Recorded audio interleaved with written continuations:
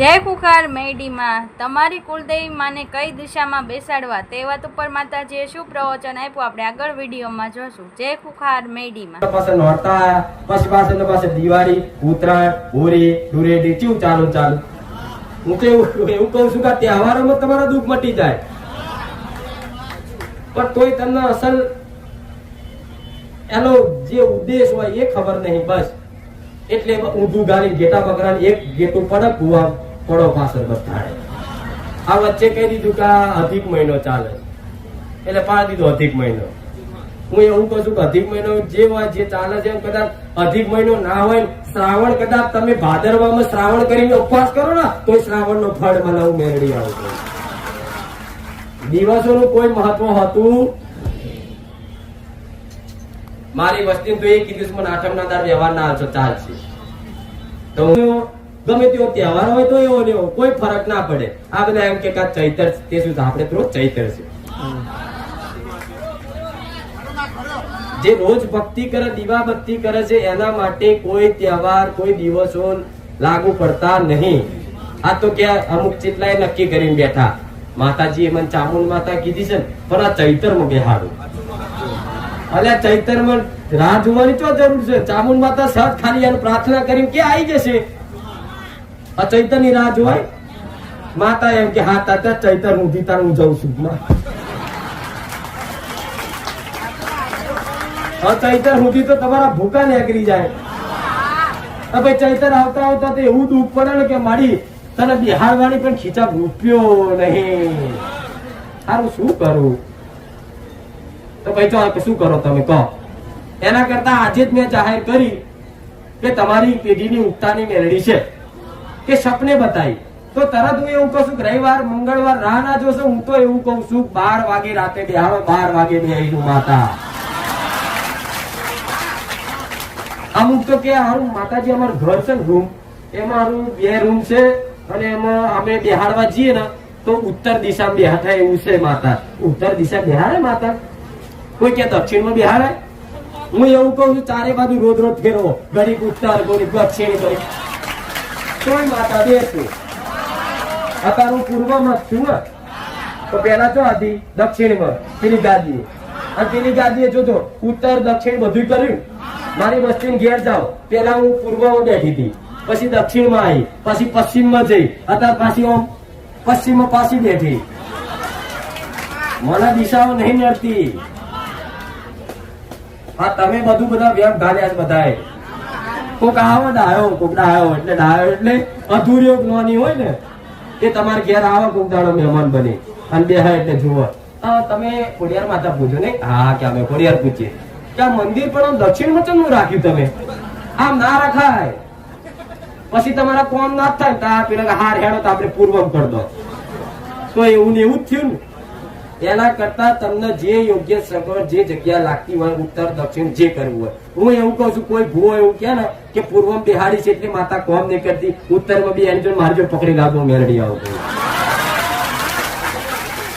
એનો ભાવ જોઈએ તું ગમે તે વાત બેહાડ મને ચાલ છે ના કે કોઈ એવું કે મંદિર સારું આરસ પાર નું ના લવાય કે આરસ પાર નું આપણે લાવીએ ઘરમાં તો વિઘ્ન આવો. કોઈ એમ કે આ હું એવું કઉ છું આરસ પાન નું લાવો કે લાકડા નું લાવો ગમે તે એક પાટલી નોની અમથી મેલો. હું તો કહું તમારા તિજોરીઓ મેલો જાઓ કોઈ માતાઓ બેસી હું મેળવી આવું છું. મારા દીકરાએ મેં પહેલા કીધું તું આ ફરી એકવાર યાદ કરાવી દઉં. મારા દીકરાએ મને માતા મને મેળવી ઘેર નથી બિહાડી તેના ખીચાઓ લઈને ફરતો તો આવું કહું છું. આ વાત તમને થોડી અતરી લાગશે કે આવું છે માતા ખીચા ઘેર કે આપણે તો મેલડી છે ને કે આપણે તો વર્ષોથી બહુ જ પૂછીએ છીએ એટલે એના એવું ખીચામ લઈ મને ફરતો લે એ તો હોટલમાં ખાવા દે તો આગળ મૂર્તિ મેલી મને કોરિયો હાલે ને ભાઈ ખાય. હા એ હાલેલા કોરિયાનો ઓળખાણ હજુ મને નહીં જતો આવતો. આ પ્રેમ જા હે છે. મેં મેલડી એવું કીધું ના તું ભાઈ ચમન ખીચામ રાખાશ હસવા વાળા તો હસતા હતા તે અરે ગોડો છે કે માતા ખીચામ રખાય કે આપણે કેવા મેલા કહેવાય અને કે માતાને આપણે જોડે લઈ લઈને ફરાય કે પ્રેમ છે એ જ છે ગોડા. ગમે તો રાખો મન માતા, હું રહીશ 24 કલાક તમારી જોડે રહીશ. આવું કહું છું. એટલે ઉત્તર દક્ષિણ ને પૂર્વ બધું ભૂલી જાઓ. તમારે જેમ માતા બેઠી એમ બરોબર છે, પણ ખાલી ઘરમાં પવિત્રતા, 5 હાથ દાડાનો ધર્મ. કોઈ લાકડે જઈને આવ્યું હોય તો સોનામની છોડવી, ઘરમાં નયા વગર જવું નહીં. કોઈ ખાટલે જઈને આવ્યા તો નયા વગર પ્રવેશ કરવો નહીં. કોઈ મહેમાન આવ્યું હોય તો એના આયા પછી ઘરમાં છોટ નાખી દેવી. જેમ કે ચો જઈને આવો, ચો ઉભો રહીને આવો, ચો દવાખાને જઈને આવો, તમને ખબર નહીં, તમારા ઘેર આવે એટલે એને દેખતા ના કહેવાય, પણ એ જાય એ પેલા સોનામણી. અને હું તો કોઈ રોજ કરતા હોય તો એને ખબર છે ભાઈ આમનું તો રોજનું સજ છોટવાનું તેવું. આ એટલે સીધો હું તો કોઈ પેલો ફુવારો નહીં આવતો, ફુવારો પેલો તમને આમ ના ફાવે આવી નોટો લઈ તો પ્લાસ્ટિક ના ફુવારા ભરીને છોટ જો તમારા બધું જ છે.